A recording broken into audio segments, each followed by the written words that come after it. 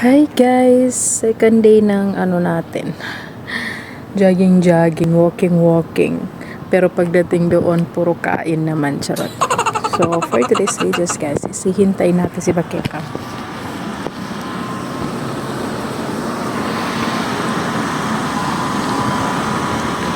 Hintayin natin si Bakekang, si Dai na hindi pa lumalabas. Nandito ako sa gate nila. Ayan. Hihintayin lang natin siya.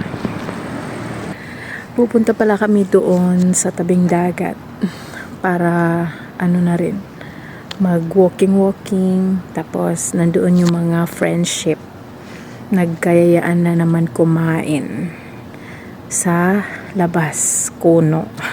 Kakain lang sa labas, dinala lang yung mga pagkain na ginawa sa bahay tapos sa labas kakain. Diba? Ganun dapat.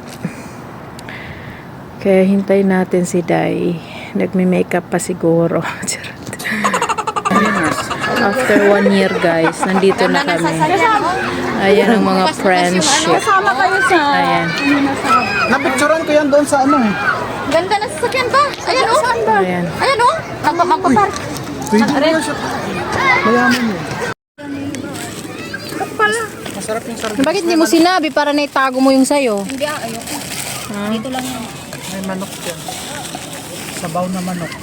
Pinabaong lang yan ni Ate Osang pero para yan sa lahat. Ayan. Ayan ang pagkain ng mga OFW. May tea pa dito sa gusto mag-shahi. Sino mo gusto magkape? Hanapag mo dito. Dito na. Sardinas. Ano to? Lagyan mo kasi ilaw. Gulay.